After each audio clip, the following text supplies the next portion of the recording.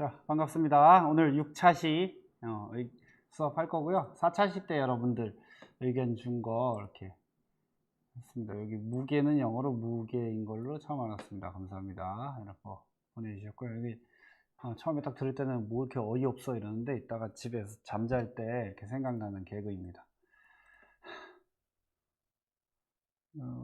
여기 줄에 걸리는 힘의 크기에 대해서 좀 이해가 잘 안 간다 그래서 이런 걸 선생님이 좀 보고서 이거 좀 설명을 좀 더 해줘야 되겠구나 이런 생각이 들어서 한 번 더 했습니다.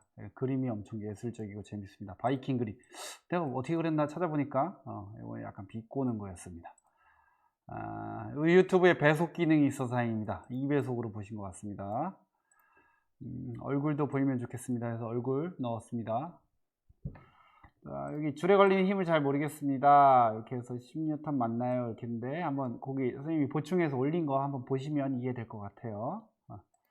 자, 뭐 이렇게 너무 잘생기셔서 수업에 집중이 안 됩니다. 미안합니다. 네, 여기 등가속도 문제 풀 때 공식 사용 안 하고 그래프로 그려서 풀면 문제가 되나요? 라고 물어봤는데 이게 선생님이 그래프로 그리는 게 제일 편하거든요. 가장 빠르게 구할 수 있고 정확하게 구할 수 있는 방법이어서 그래프를 추천하는 거고요. 만약에 이제 등가속도 운동방정식을 써야 되는 상황이 오면 꼭 그걸 쓸 수밖에 없는 상황이 있어요. 지난번에 8번 문제처럼 그런 경우에는 써야 되기 때문에 둘 다 알고 있어야 됩니다. 둘 다 이해하고 있어야 되고 문제 빨리 풀 때는 그래프 우선으로 하시면 되겠습니다. 빨리 계약했으면 좋겠네요 하는데 선생님도 빨리 계약했으면 좋겠습니다. 그러면 이제 오늘 수업 해보도록 하겠습니다. 운동량 보존입니다. 교과서의 29쪽 내용인데 선생님이 하나 실험 하나 이번에는 해볼게요. 여러분들 물리에서 좀 유명한 실험인데 여기다가 농구공을 하나 갖다 놓고요. 그 위에다가 야구공을 올려 놓는 거예요. 그래 놓고서 바닥에다가 그냥 가만히 놓는 거예요. 그럼 얘네가 떨어지겠죠. 그러고 나면 바닥과 충돌을 한 뒤에 농구공과 야구공이 충돌한 뒤에 다시 튀어 오를 거예요. 튀어 오를 거예요. 이때 야구공은 어디까지 올라갈 수 있을까? 어느 높이까지 올라갈 수 있을까를 여러분들이 예측해 보는 거예요. 뭐 흔히 생각할 때 한 이 정도 올라오지 않을까요? 원래 높이 정도 올라오지 않을까요? 이렇게 생각할 수 있는데 선생님이 실험한 거를 한번 보도록 하겠습니다.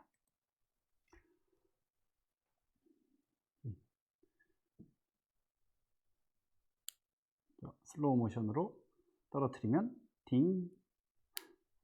원래 떨어뜨린 높이보다 많이 올라가죠. 이런 실험 결과를 볼 수 있습니다. 한 번 더 보여드리겠습니다. 자,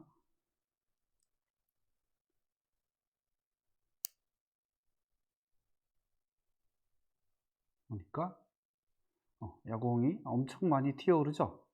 자, 이 현상이 왜 일어나는가에 대해서 오늘 이제 공부를 조금 해볼 거예요.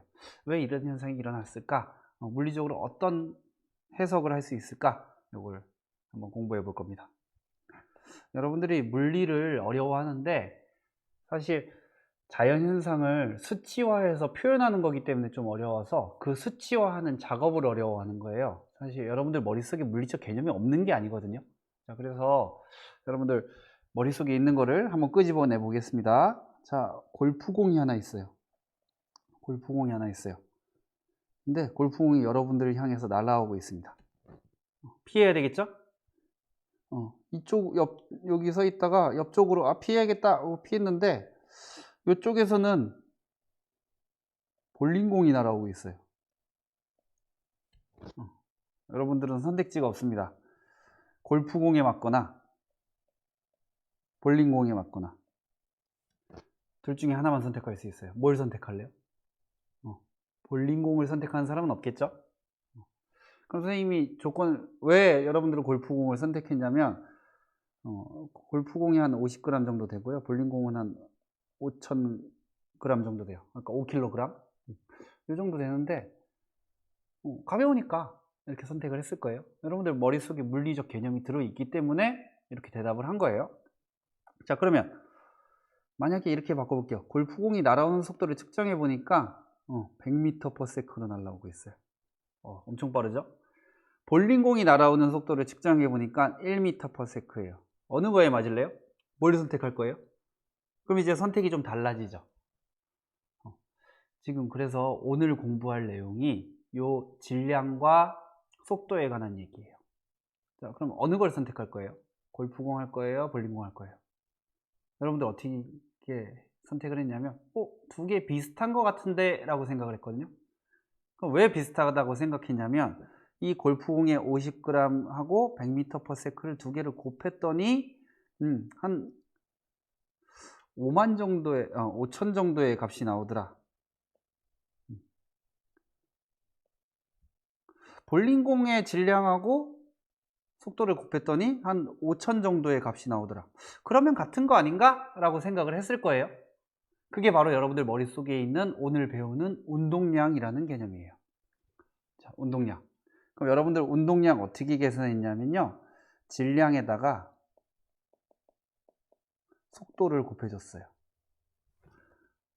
이런 개념이 물리적으로 굉장히 중요하고, 그리고 여러분들이 어떤 물리적 판단을 할 때 근거가 되는 물리량이거든요. 자, 영어로는 모멘텀이라고 부르는데 옛날에는 피멘텀이라는 단어를 썼대요. 그래서 운동량은 기호로 P라고 씁니다. 자, 그리고 질량은 기호로 영어로 mass 해서 기호로 m이라고 썼고요. 속도는 v라고 썼죠.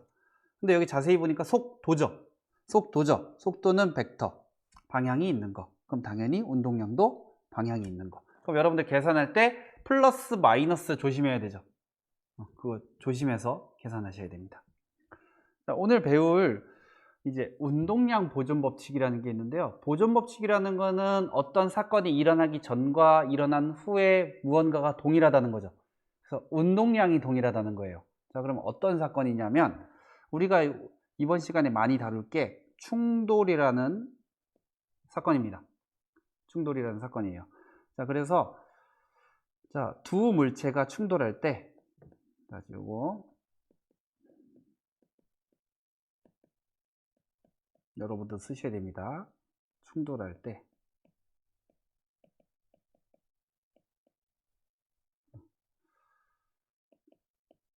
충돌 전과 충돌한 후에 운동량은 어떨까요? 같다라는 게 운동량 보존 법칙이에요. 그러면 이 보존 법칙이라는 게 왜 나왔는지 근거가 있을 거 아니에요? 근거는 선생님이 하나 설명해 줄, 여기 보존 법칙 적용 한번 하고 나서 그 다음에 얘기해 줄게요. 그 다음에 얘기해 줄 테니까 한번 이걸 어떻게 적용하는지 한번 진짜로 한번 해봅시다. 자, 두 물체 충돌에서의 운동량 보존 법칙이에요. 자, 선생님이 예를 들어서 하나 해볼게요. 자, 여기 2kg 짜리 물체가 3m/s로 가고 있어요. 여기 앞에 1kg 짜리 물체가 1m/s로 가고 있어요. 이렇게 가고 있다라고 해볼게요. 그러면 뒤에 있는 물체 A가 따라가서 B를 충돌하겠죠. 충돌하면 A는 속도가 어떻게 돼요? 느려지죠? B는 빨라지겠죠. A가 B에게 힘을 가했기 때문에 B는 A를 운동방향 반대로 힘을 가했기 때문에 느려질 거예요. 그러면 충돌 후에 만약에 여기 물체 A의 속도가 2m/s가 되었다면 물체 B의 속도는 얼마가 될 수 있을지를 계산할 수 있어요. 무슨 법칙으로? 운동량 보존 법칙으로. 그러면 운동량 보존 법칙은 뭐였냐면 충돌 전과 충돌 후에 운동량이 동일하다라는 거예요. 자, 그러면 충돌 전 운동량 계산해 봅시다. 자, 2kg 곱하기 3m/s 하니까 선생님 앞에 하나 빼먹었다. 저기 운동량 여기 단위 한번 해볼게요. 단위. 선생님 하나 빼먹었습니다. 단위 보겠습니다. 단위는 그냥 공식 보면 된다 그랬었죠. 질량의 단위 킬로그램 곱하기 속도의 단위 미터/s 이렇게 돼요. 그래서 운동량의 단위는 킬로그램 미터/s예요. 빼먹었었네. 자, 그래서 2kg 짜리 이렇게 3m/s로 움직이고 있으니까 운동량 얼마예요? 곱해서 6kg 미터/s 됩니다. 자, 물체 B의 운동량 얼마냐면 두 개 곱해서 1kg 미터/s. 두 개 더하니까 총 운동량은 얼마예요? 7kg 미터/s입니다. 자, 뭐라 그랬냐면 충돌 전후의 운동량이 동일하다 그랬으니까 충돌 후에도 운동량이 얼마 나와야 돼요? 7kg m/s가 돼야 되는 거죠. 그러면 여기에서 이 물체의 질량이 2kg, 여기는 1kg이었으니까 여기 운동량은 4kg m/s일 거예요. 그러면 더하기 얼마를 해줘야 총 운동량이 7이 나오는 거예요? B의 운동량은 3kg m/s라는 걸 알 수 있고요. 1kg짜리가 3kg m/s의 운동량을 가지려면 얘는 3m/s로 움직여야겠다라는 거를 알아낼 수 있는 거예요. 그래서 두 물체가 충돌이 일어날 때 충돌 전과 충돌 후에 어떤 물리량을 찾아낼 수 있는, 예측할 수 있는 법칙이 운동량 보존 법칙이에요. 그러면 이게 왜 나타나는지에 대해서 선생님이 증명으로 알려드리겠습니다. 뉴턴이 괜히 대단하다고 얘기하는 게 아니에요. 자, 운동량 보존 법칙은 어디서부터 나왔냐면요, 작용 반작용에서부터 나왔어요. 작용 반작용. 자, 여기 일단 하나씩 체크하면서 봅시다. A의 질량을 MA라고 할 거고요. 그리고 충돌 전의 속도를 VA라고 놨어요. 이렇게 문자로 표시해 놨습니다. B의 질량은 MB, 충돌 전의 속도는 VB. 충돌이 일어나면, 두 물체가 충돌이 일어나면 A가 B에게 F만큼의 힘을 가할 거예요. 오른쪽 방향으로. 그럼 B는 A에게 마이너스 F만큼의 힘을 가할 거예요. 방향이 반대니까 마이너스 붙는 거겠죠. 자, 그런 충돌이 일어남으로써 속도가 바뀔 거예요. 그래서 VA'이라고 붙이고 VB'이라고 붙일게요. 이래서 이런 현상이 일어날 때 어떤 물리적 해석이 존재할 수 있는가, 이거를 한번 알아보도록 하겠습니다. 자, 지금 보면 두 힘이 작용하기 때문에 두 힘의 크기는 똑같아야 되죠. 두 힘의 크기는 똑같아야 돼요. 그래서 요 마이너스 F랑 요 F랑 같다고 놓고 시작하는 거예요. 왜냐하면은 여기 마이너스가 붙는 이유는 여기 F가 원래 마이너스였기 때문에 방향이 반대이기 때문에 여기다 마이너스 넣어줘야 되는 거예요. 자, 요게 같아요. 그러면 우리 F는 MA라 그랬으니까 여기 있는 F는 A에 대한 F죠. 그러니까 써보겠습니다.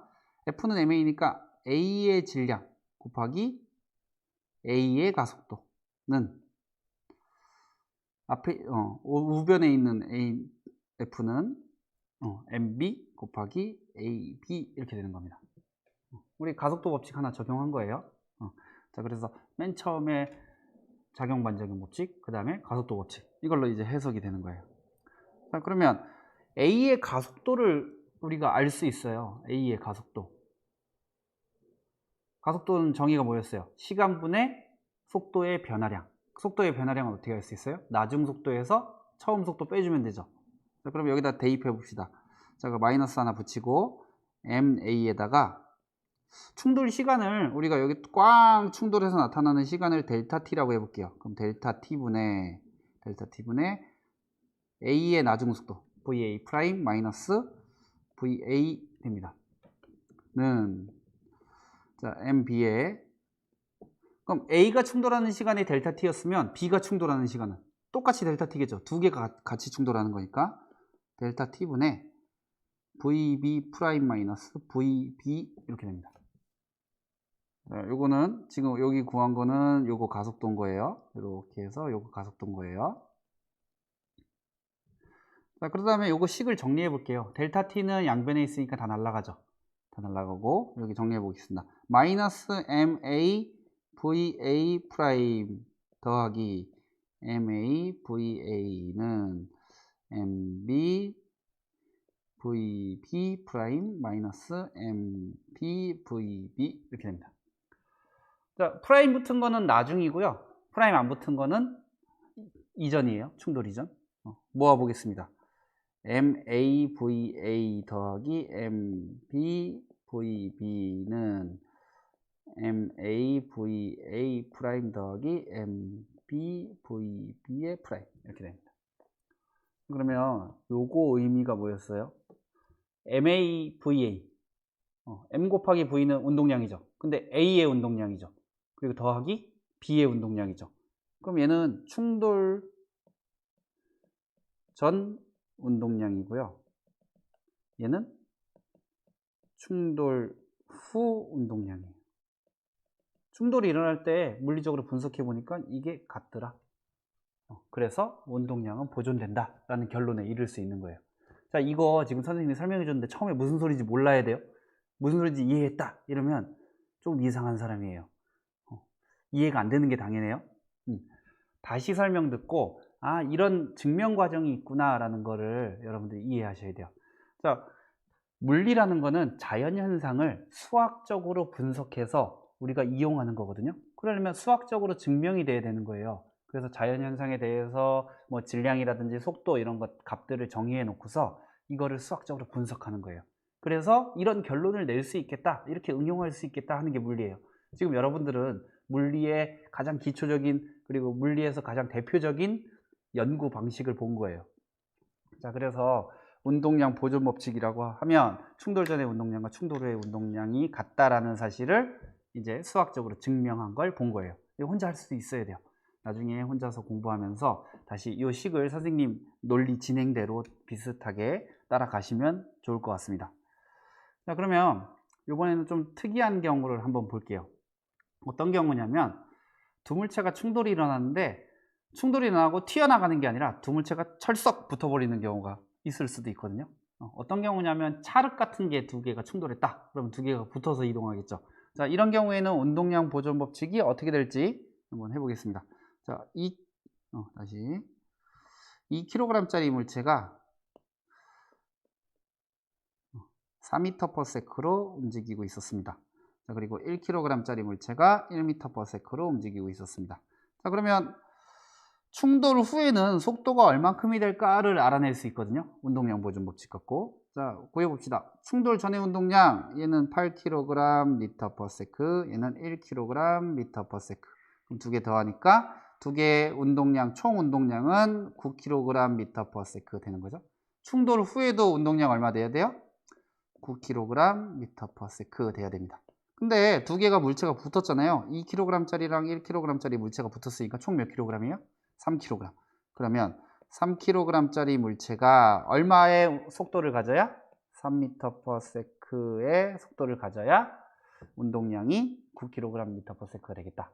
이렇게 알 수 있어서 아, 충돌 후에는 3m/s가 되겠구나 라는 거를 여러분들이 아실 수 있겠습니다. 자, 그러면 선생님이 하나 또 예시를 하나 더 들어볼게요. 여러분들 그냥 길 가다가 자동차가 골목길에서 지나다닐 때 자동차를 전혀 무서워하지 않거든요. 왜냐하면 자동차가 피해주니까. 그래서 여러분들이 피할 생각이 없어요. 자동차가 피해주니까. 근데 여러분들 충돌이 일어나면 여러분들이 더 크게 다쳐요. 이거를 운동량 보존 법칙 갖고 설명을 한번 해볼게요. 자, 자동차가 한 대 있습니다. 자동차가 가벼운 차도 보통 1000kg은 쉽게 나갑니다. 얘가 어린이 보호구역 안전속도가 30km/h죠. 대충 한 9m/s 정도 되거든요. 여러분들이 여기 가만히 정지해 있습니다. 여러분들의 질량은 50kg이라고 가정해 볼게요. 쭉 달려오는데 충돌이 일어났어요. 자동차랑 여러분들이랑 충돌이 일어났어요. 그럼 여러분들 날아가겠죠. 와 하고 날아갈 거예요. 자동차랑 충돌이 일어나서 자동차의 속력은 느려지겠죠. 얼만큼 느려졌? 조금 느려졌다고 해볼게요. 8m/s로 느려졌다고 해볼게요. 그럼 여러분들이 날아가는 속도는 얼마일지 계산해 보세요. 잠깐 일시정지 누르시고. 자, 계산 다 했나요? 자, 그러면 같이 해보겠습니다. 충돌 전의 운동량 9,000kg m/s 더하기 정지니까 50kg 곱하기 0 해서 0. 그럼 총 운동량이 9,000이 되는 거예요. 충돌 후에도 얼마 나와야 돼요? 9,000 나와야 됩니다. 그럼 자동차 충돌 후의 운동량이 8,000이니까 나는 얼마 가져가야 돼요? 1,000 가져가야 돼요. 1,000인데 나의 질량은 50이니까 속도는 20. 그래서 20m/s 이렇게 날아가는 거예요. 20m/s면 어느 정도냐면요. 시속으로 따지면 72km 정도 돼요. 여러분들이 실제로 그렇게 날아가는 경우가 잘 없어요. 왜냐하면 이제 나중에 배울 탄성 충돌, 비탄성 충돌 이런 거 배울 텐데 대충 이 정도의 충격이라고 생각하시면 좀 쉬울 것 같아요. 그러니까 여러분들 괜히 자동차랑 충돌하고 이러면 안 됩니다. 자, 여기서 이제 선생님이 중요한 사실을 조금 알려줄게요. 중요한 사실.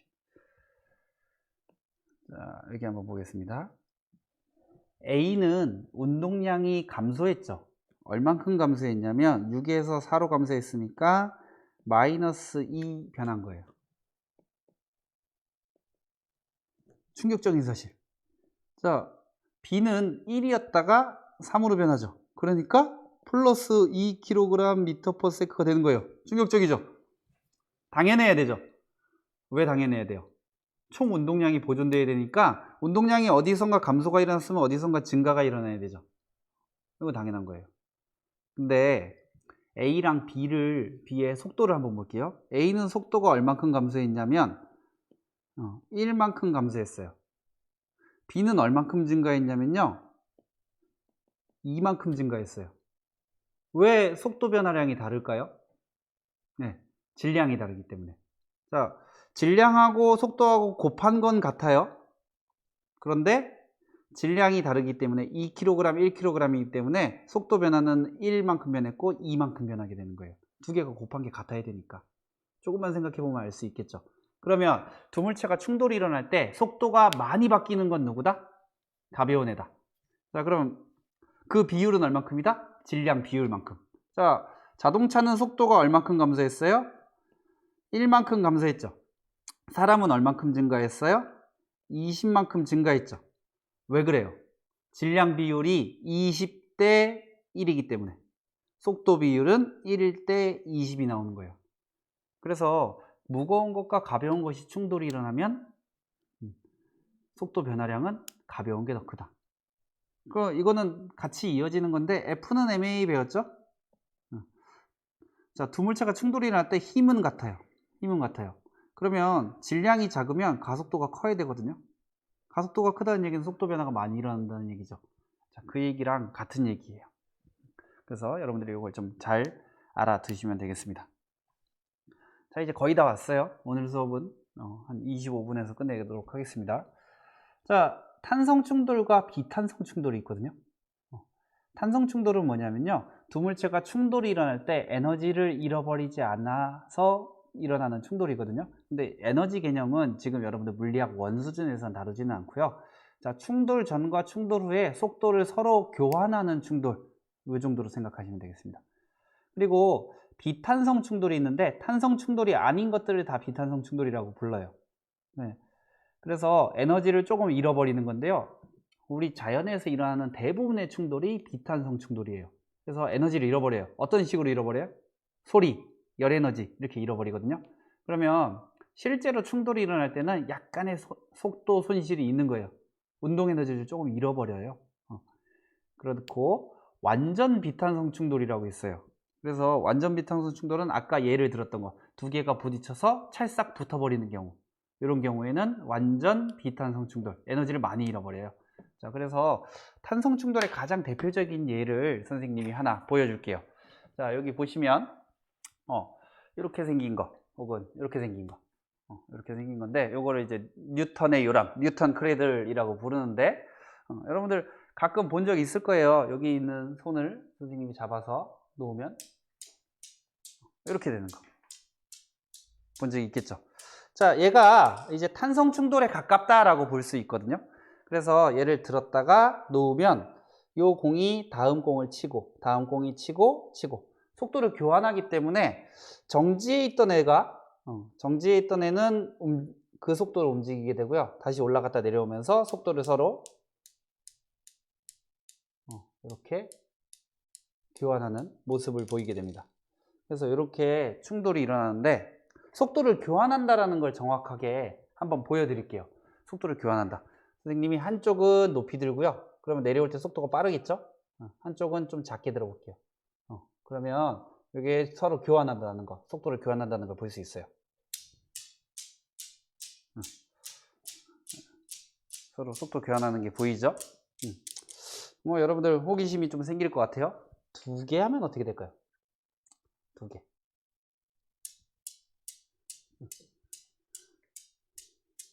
이렇게 되고요. 세 개 하면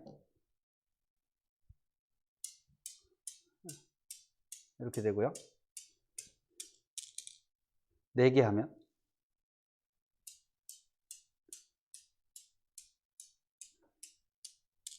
마지막으로 5개 하면 당연히 이렇게 되겠죠.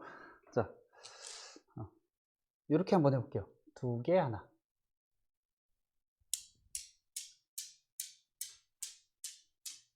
이런 충돌 보이게 됩니다. 당연히 이렇게 하면 이렇게 충돌이 일어나게 됩니다. 그래서 여러분들한테 이제 이런 충돌을 한번 보여드렸고요. 충돌이 일어나는 거는 우리 운동량과 충격량에서 충돌이 일어나는 걸 이제 분석하는 것들은 자동차 사고라든지 그리고 어떤 물체들의 충돌, 야구할 때, 축구할 때, 그리고 골프채 휘둘러서 골프공 날아갈 때 이런 것들을 이제 가지고서 해보는 겁니다. 여러분들 축구공 발로 차면 축구공이 엄청 빨리 날아가죠. 근데 여러분들의 발의 속도가 축구공 날아가는 속도만큼 나오는 건 아니에요. 왜냐하면 축구공보다 여러분들의 발의 질량이 훨씬 더 크기 때문에. 여러분들 작은 차 타고 다니는 게 큰 차 타고 다니는 것보다 좀 불리할 수 있어요. 사고 났을 때. 왜? 질량이 작기 때문에. 그래서 이런 것들을 봤고요. 여러분들 교과서에 있는 요 문제를 선생님이 과제를 줄 테니까 여러분들 한번 풀어보시기 바랍니다. 오늘 수업은 여기까지 하도록 하겠습니다.